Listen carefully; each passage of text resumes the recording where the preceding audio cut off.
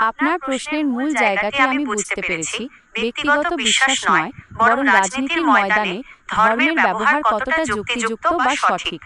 এটি বর্তমান বিশ্বের অন্যতম আলোচিত এবং বিতর্কিত একটি বিষয়। রাজনীতিতে ধর্ম নিয়ে আসার পক্ষে এবং বিপক্ষে শক্তিশালী কিছু যুক্তি রয়েছে। কেন অনেকে একে ভুল মনে করেন? বিপক্ষ যুক্তি, বিভাজন ও মেরুকরণ। রাজনীতিতে ধর্ম ঢুকলে উন্নয়ন বা অর্থনীতির চেয়ে আমরা বনাম ওরা ভাবটা প্রবল হয়। এতে সমাজের সম্প্রীতি নষ্ট হতে পারে। আসল ইস্যু ঢাকা পড়ে যায়। শিক্ষা, স্বাস্থ্য বা বেকারত্বের মতো গুরুত্বপূর্ণ বিষয়গুলো আলোচনার বাইরে চলে যায় এবং ধর্মীয় আবেগই মুখ্য হয়ে দাঁড়ায়। ধর্মের অমর্যাদা। রাজনীতির স্বার্থে অনেক সময় ধর্মকে হাতিয়ার হিসেবে ব্যবহার করা হয়, যা শেষ পর্যন্ত ধর্মের পবিত্রতা বা আধ্যাত্মিক গভীরতাকেই ক্ষুণ্ণ করে। সংখ্যালঘুদের নিরাপত্তাহীনতা। গণতান্ত্রিক ব্যবস্থায় যখন ধর্ম সংখ্যাতত্ত্বের রাজনীতিতে পরিণত হয়, তখন সংখ্যালঘু সম্প্রদায় অনেক সময় কোণঠাসা বোধ করতে পারে। রাজনীতির সঙ্গে ধর্মের সম্পর্ক, ঐতিহাসিক ও সামাজিক প্রেক্ষাপট, নৈতিকতা ও মূল্যবোধ।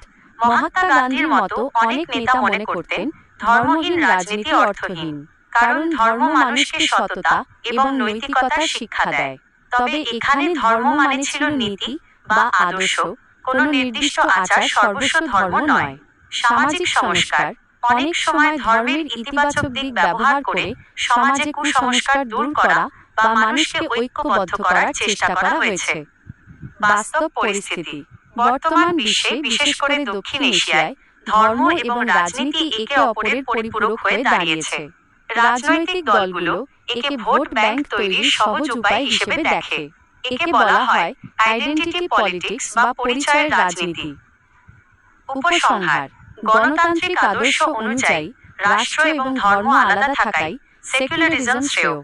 ধর্ম যখন মানুষের ব্যক্তিগত বিশ্বাসের বিষয় থাকে, তখন তা সুন্দর। কিন্তু ধর্ম যখন রাজনীতির হাতিয়ার হয়, তখন তা অনেক সময় চরমপন্থা বা হানাহানির জন্ম দেয়। তাই আধুনিক চিন্তাধারায় বলা হয়, ধর্ম যার যার, রাষ্ট্র সবার। রাজনীতির ভিত্তি হওয়া উচিত কর্মক্ষমতা এবং নীতি, কেবল ধর্মীয় পরিচয় নয়। এই বিষয়ে আপনার ব্যক্তিগত কোনো পর্যবেক্ষণ বা বিশেষ কোনো ঘটনার কথা কি মাথায় আসছে? আপনার দৃষ্টিভঙ্গি জানলে আলোচনাটি আরও সমৃদ্ধ হবে।